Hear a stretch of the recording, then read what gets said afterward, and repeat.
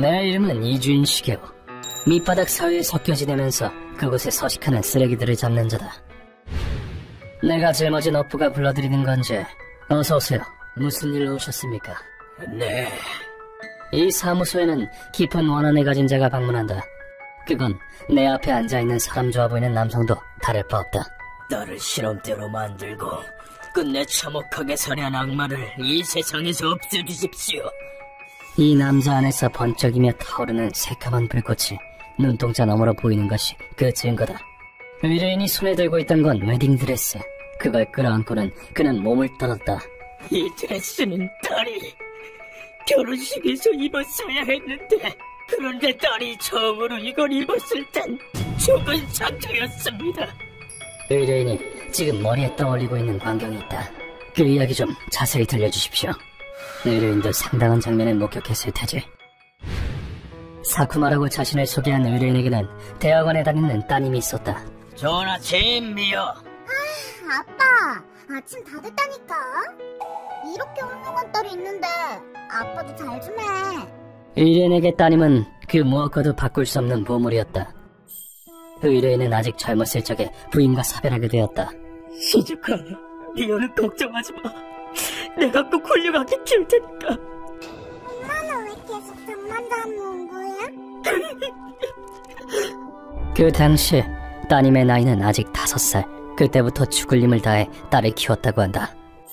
따님은 똑똑해서 과학자를 목표로 하는 재원이었다. 그래서 연구는 어떻게 돼가? 잘 돼가?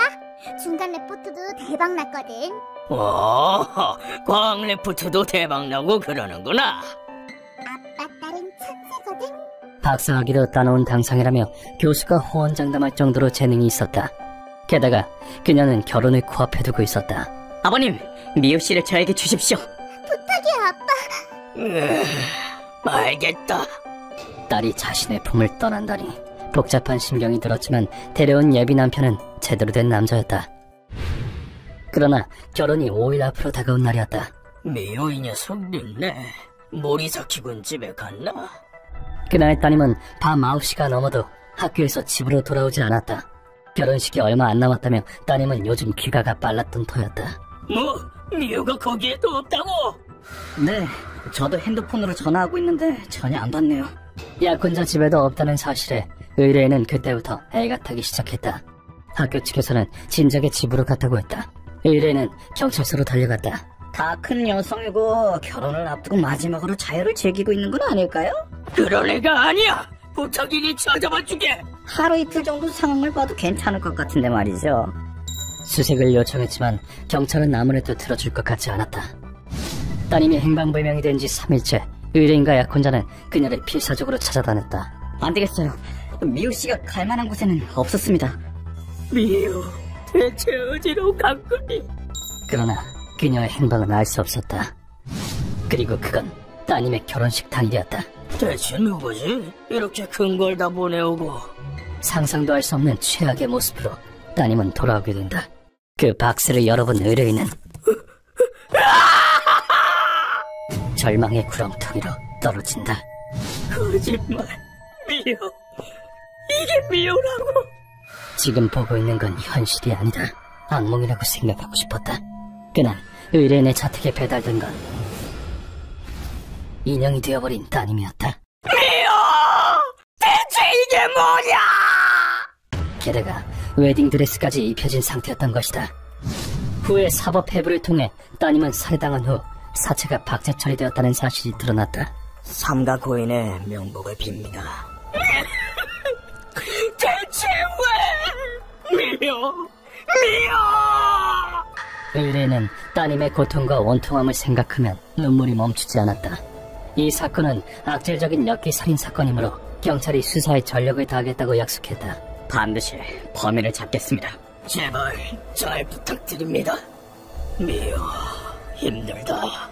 왜 이렇게 된 거야? 의뢰인도 당시엔 경찰에 맡길 작정이었다. 하지만 1년이 지나도 범인을 체포했다는 소식이 들려오지 않았다. 경찰은 대체 뭘 하고 있는 거야? 이제 못 기다려. 마침 그때 어떤 기사가 세상에 나온다. 이건 미용 말고도 박쥐 살인이 벌어지고 있는 건가?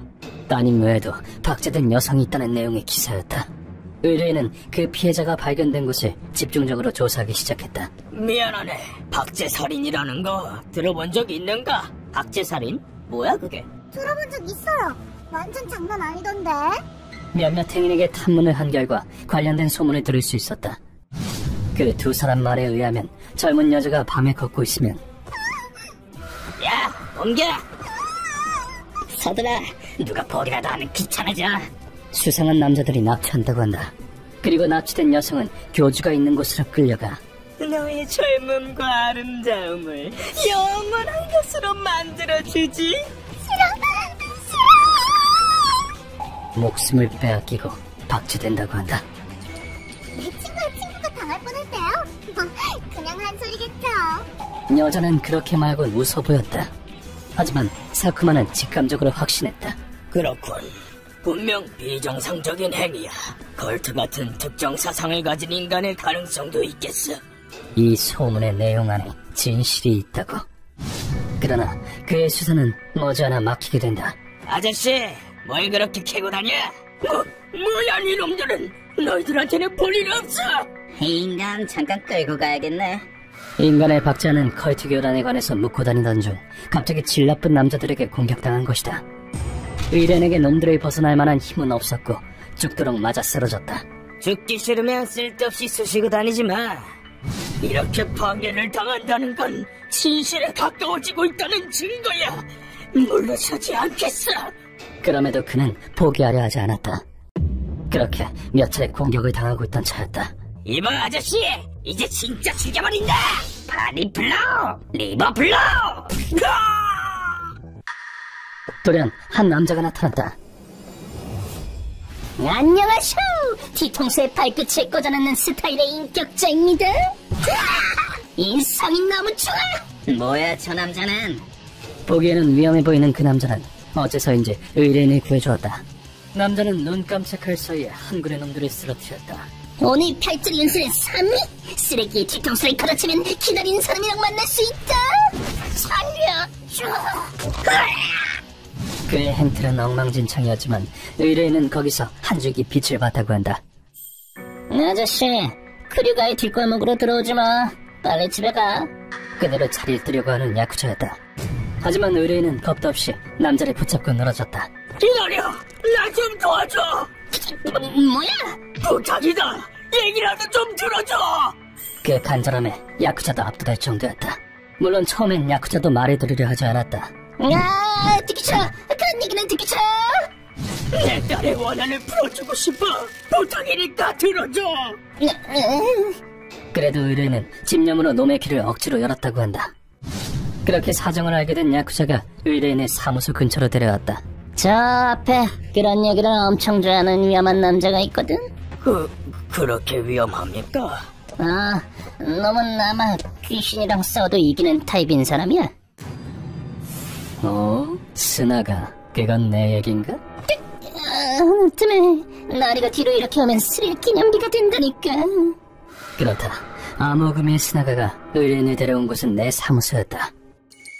이런 웨딩 드레스 제 아내가 결혼식에서 입었던 겁니다. 여가 엄마랑 같은 걸로 입고 싶다고 해서.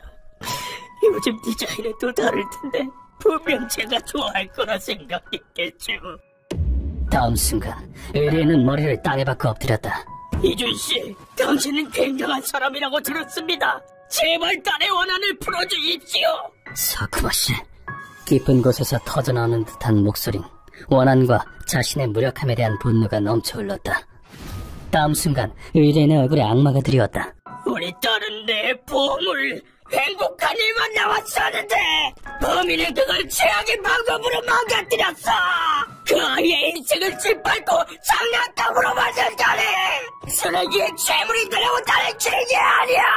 내 딸을 돌렸네. 그건 피눈물을 흘리고 피를 토하는 듯한 혼을 담은 통곡이었다. 이 힘없이 떨리는 손을 나는 내칠 수 없다. 알겠습니다. 당신의 원통함 제가 맡겠습니다. 미호랑 살고 싶었는데 딸의 미래를 보고 싶었다고요. 이 분노를 원한을 모른 척한다면 고문 소믈리의 실격이다.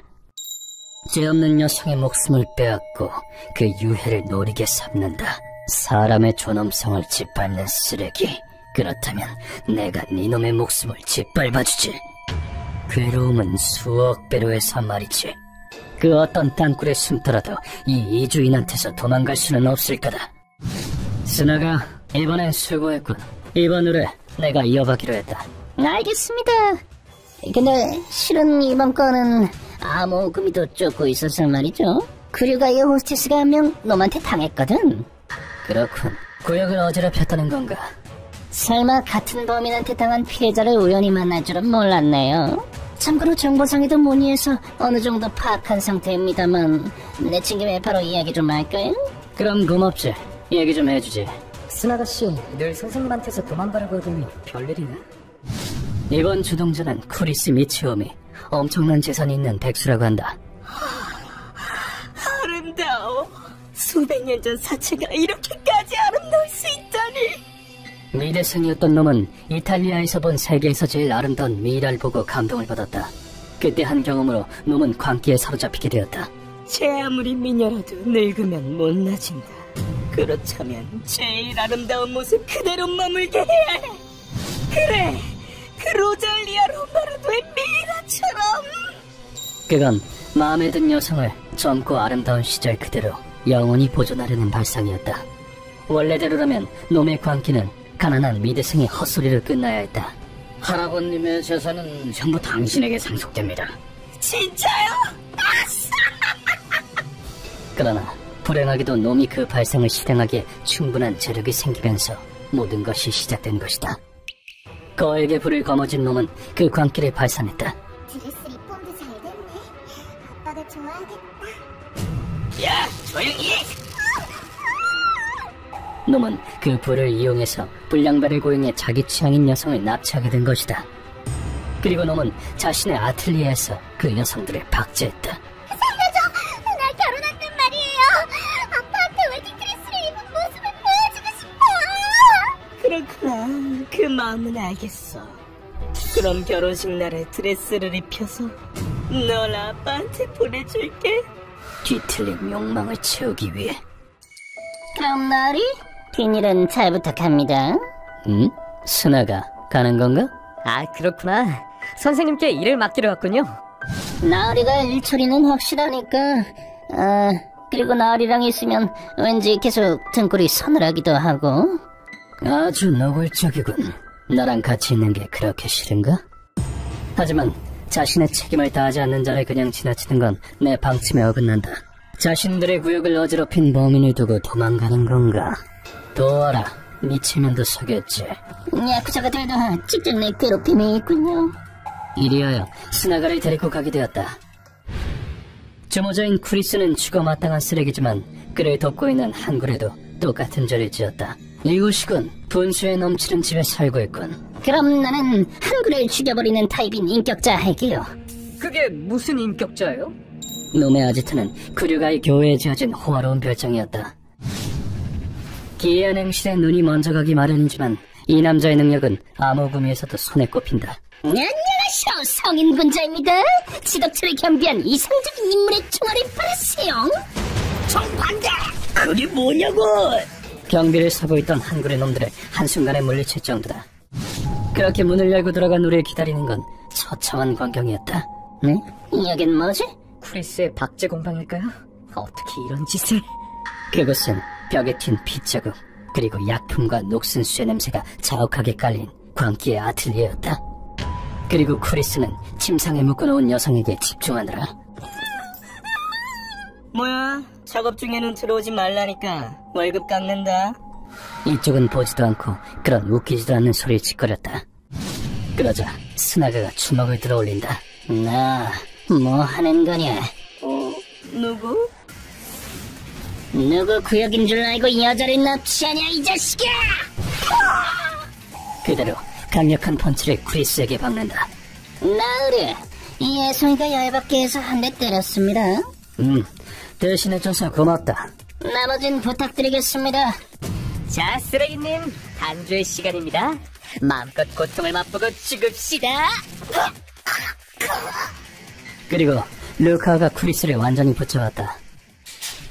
피해 여성은 코토게랑 애들에게 맡기고 우린 크리스의 몸뚱이를 고문실로 옮겼다. 루카, 준비는? 네, 다 끝났습니다.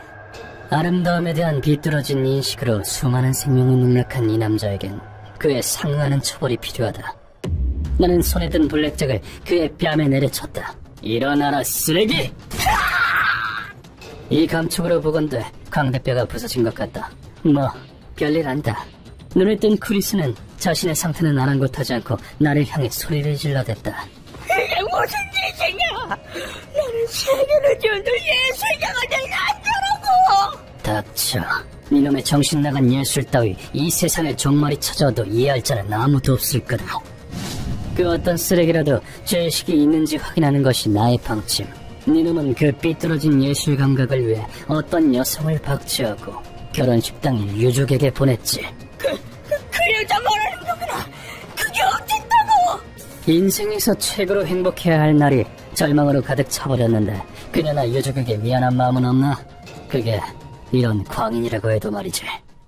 무슨 소리를 하냐 했더니 나는 그 여자한테 최고의 선물을 해준 거야. 사람은 어차피 시간이 지나면 보기 싫게 늙잖아. 그럼 인생 최고의 모습으로 영원히 남는 게 낫지 않아? 하지만 이번 쓰레기도 속지 않은 마음 같은 건 전혀 가지고 있지 않았다. 그렇기 때문에 놈들이 지옥으로 떨어뜨리는 건 전혀 망설여지지 않는다. 잘못된 인식은 영원히 고칠 수 없군. 이만하면 됐어. 지옥으로 보내주마. 루커! 선생님, 준비는 다 됐습니다. 나는 놈이 입고 있는 고무슈트에 불을 붙였다. 쓰레기님, 불 붙습니다. 불타올라라. 뭘 하지? 오바하지마. 아직 그 정도로 안 뜨겁잖아. 발밑에 불이 붙은 정도로 엄살이 심한 놈이다. 도트를 빼자 발밑에 붙은 불꽃은 기세 좋게 놈의 몸을 타고 불태우며 올라간다. 기세가 장난 아니네요. 인간 횃불? 슈트 표면에 기름을 발랐으니까 아무리 고무가 석유로 만들어졌다 해도 그것만으로는 타오르지 않는다. 그러나 놈은 아직 그렇게까지 뜨겁지는 않을 것이다. 살려줘! 제발! 불 좀 꺼줘! 내 소리! 예술을 만들어내는 소리 따버린다고! 뭐가 예술이야, 개자식아. 실은 슈트 안쪽에는 간이 단열재를 덧대었다. 그렇다고는 해도 타오르는 불 때문에 그 단열재는 망가지고 말겠지. 그렇게 되면 놈을 덮치는 건 화염의 열기와 불타서 녹은 고무가 피부에 달라붙는 격렬한 통증이다. 이건 남아프리카에서 시행되었던 사용 방법인 죽음의 목걸이를 응용한 것이다. 살려줘! 이러면서! 이러면 먹고 있어! 우는 소리 하지 마. 불 붙인 지 아직 3분밖에 안 됐어. 그 방법은 얼굴과 목만 타지만 이건 전신이다. 그 고통도 더 심하겠지. 전신이 불에 타서 짓무르는 고통에 더해서 연기 때문에 숨도 쉬기 힘들게 된다. 그렇게 5분 정도 지나자 놈은 자신이 한 말을 거두고 목숨을 구걸하기 시작했다. 뭐허라, 제법 봐줄만한 메모가 되었군. 죄송합니다. 용서해주세요. 박자도 안 할 테니까. 고무와 몸이 하나가 돼서 불타는 고통, 상상을 초월한다. 물론 내 대답은 정해져 있다.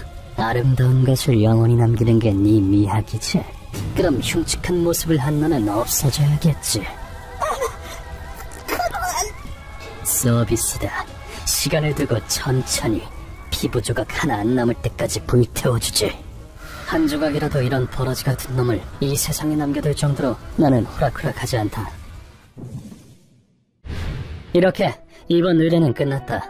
사랑하는 사람에 있는 건 살을 애는 것보다 더한 고통. 하지만 사람만이 있다면 언젠가 다시 앞으로 나아갈 수 있다. 복수는 복수를 낳는다고 말하는 사람도 있다. 하지만 풀어야만 하는 원한도 있다는 것 또한 사실이다.